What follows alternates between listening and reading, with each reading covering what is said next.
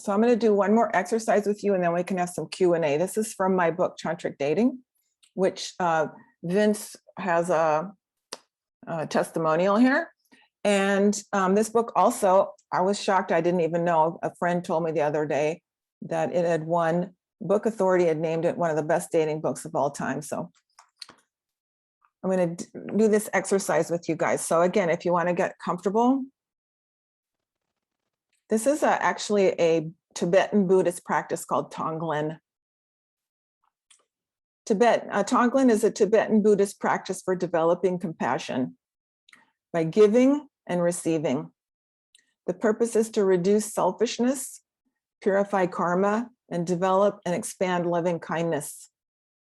The Dalai Lama is said to practice Tonglen daily, and Pema Chodron has written and talked about it. She's another Buddhist teacher. Okay, start by sitting or lying quietly and begin to observe your breath. On the next inhale, imagine breathing in the pain of other people. People whose pain is very real to you in some way. This could be an individual you know, someone you know of, or a group of people such as refugees or school children or your family.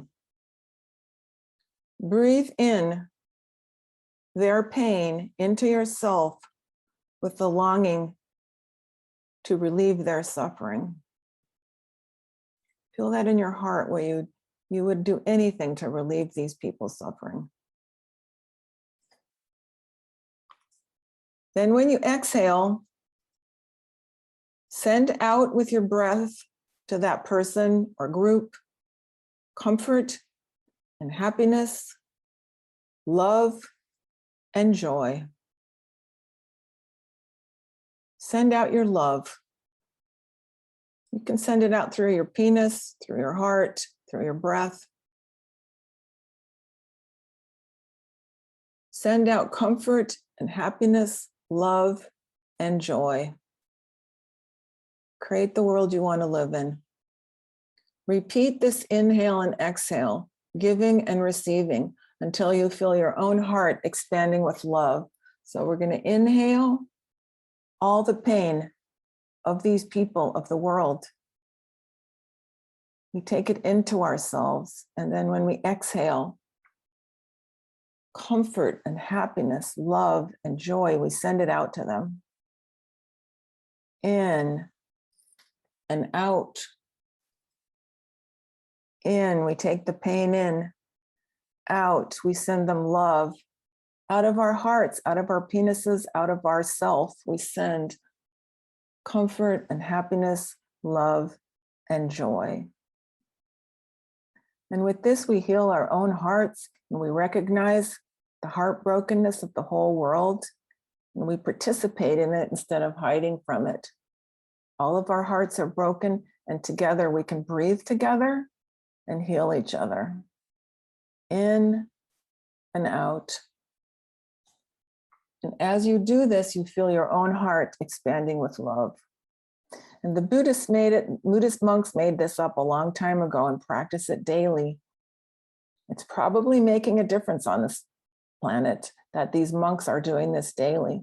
So just us all here doing this for these few minutes has a little butterfly effect in the world. Osho once said there's nothing wrong with anybody except they didn't get enough love. Let's try in our own small way to rectify that situation. Thank you. Can we open for questions, comments? I got a question about feeling the sadness of others, and it is really heartbreaking to feel all of that, and it just, I don't know what to do with that. I get so sad and get tight, and I'm like, I can't do anything. I can't do my own stuff, and I just, yeah, that's how I feel that.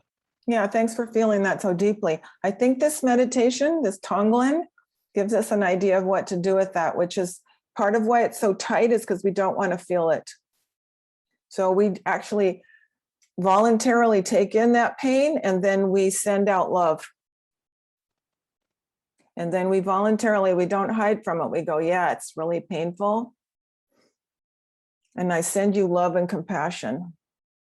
And it's hard because we have to deal with this fact that many people on this planet are suffering much worse than we are. So everyone has to come to this understanding in their own way. I think that's part of what the life journey is about.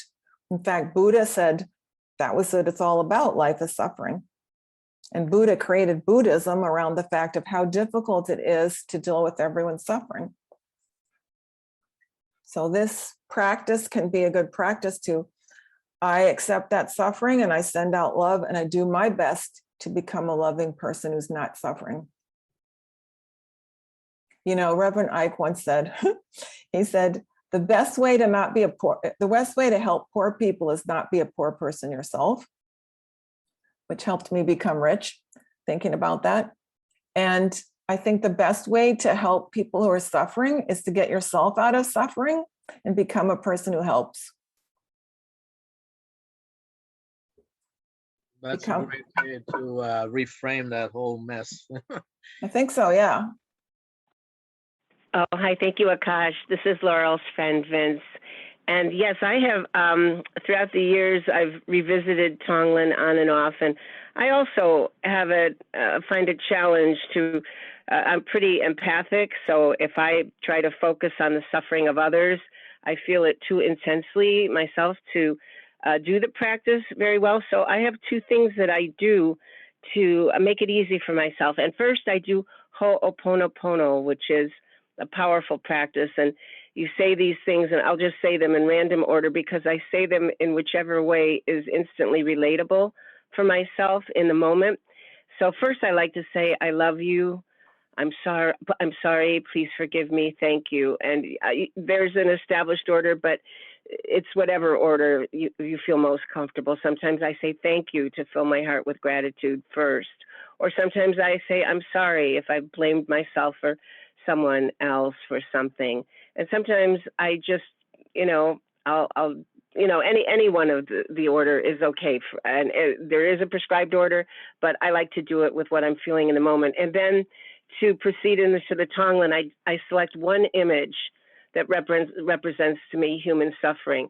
I don't try to go too deeply into the feelings of it, but just one thing that will, in the moment, it could be an image of, something going on, say in Afghanistan, one element, something that we see in the news. There's always plenty of miserable images, but I just hold that image for a moment so that I can kind of take it in without going too much further, and then proceed with the practice just exactly as you've explained it. And thank you so much for letting me share this. Thanks for sharing that. I think also the exercise that I gave, or the image I gave of holding a Native American shield over your heart at a little distance from your heart, that's really helpful for me because it's like the super pain of the images can't get all the way in, but I'm still open to them. So you visualize that in various contexts. That's really good. I actually made a note of that image to hold over the heart. I think that's because it's separate from the heart, but it's in front of it. So yes. I want my heart to stay open. I don't want to become uncaring about these situations, but I also have that symbol of strength that it's not destabilizing or not weakening me. Mm-hmm. Because that's what happens. We become so overcome with that other people's suffering that it weakens us and we can't, I think we've all felt that, like overwhelmed. What can I do? Well, we can't do much, but we can heal ourselves and we can be more loving in our own environment. But this Native American shield, Ho'oponopono, there's techniques for, I'm not closing my heart to it, but I'm also not being weakened by it. I want to stand up and be a warrior for love and truth. And that Native American shield is a warrior symbol of, I'm not going down. Oh, thank you. It's such a beautiful, powerful, mystical, symbolic representation. And, it really has a lot of meaning for me too. And I think it can for everybody. So I really appreciate learning that from you today. Thanks so much.